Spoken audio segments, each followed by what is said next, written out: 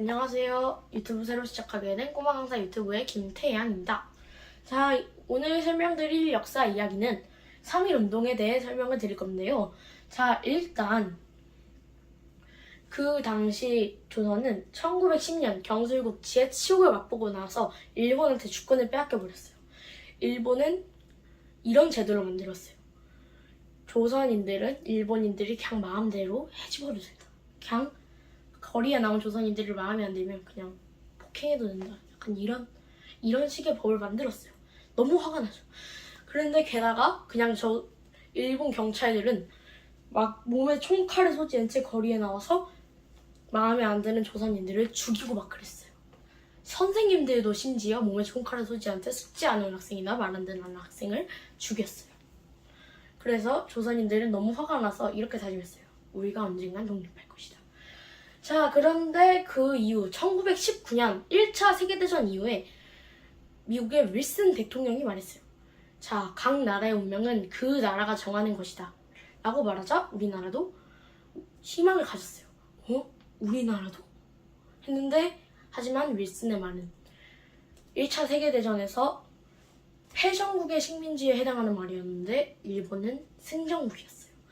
그래서 하지만 우리나라는 그 말에 희망을 가지고 독립에 대한 의지를 불태웠어요. 근데 그리고 며칠 후 갑자기 고종이 사망했어요. 근데 우리 조선인들 사이에는 일본이 독살했던 소문이 퍼졌어요. 일본이 준 식혜를 마시고 고종이 피를 토하며 사망했다. 이런 소리가 조선에 쫙 펴졌어요.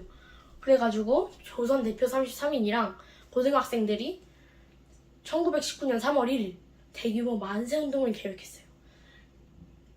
그래서 1919년 3월 1일 그 당시 만세운동을 하기로 한 날이 찾아왔어요. 근데 조선대표 33인이 안 오는 거예요.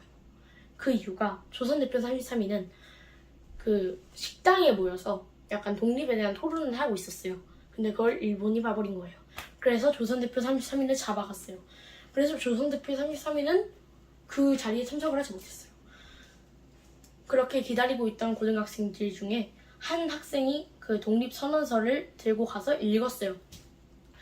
그렇게 그 독립선언서를 읽은 학생의 말이 끝나자마자 모든 사람들은 만세를 외치며 거리에 나가기 시작했어요. 처음에는 만세운동을 하는 사람 수가 한 100명, 50명 그 정도였다면 점점 갈수록 점차 많아졌어요.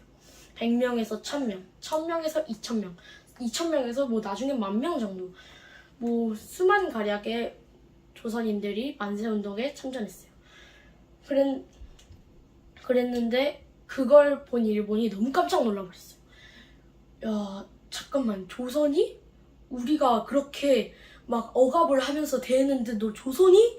이러면서 우리 만세운동을 하는 사람들에게 그냥 아무데나 총을 쐈어요.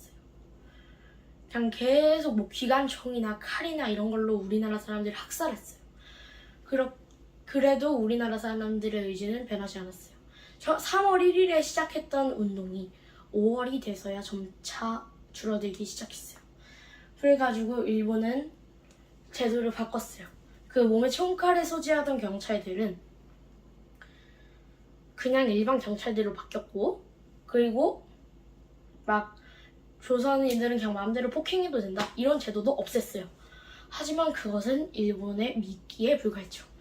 일본은 그것으로 우리나라 사람들을 길들이려고 했어요. 바로 문화 통치가 그때부터 시작됩니다. 자, 문화 통치에 대한 설명은 나중에 또 해드릴 거고요. 네, 오늘 3.1운동에 대한 설명은 오늘 이제 마치겠습니다. 안녕히 가세요.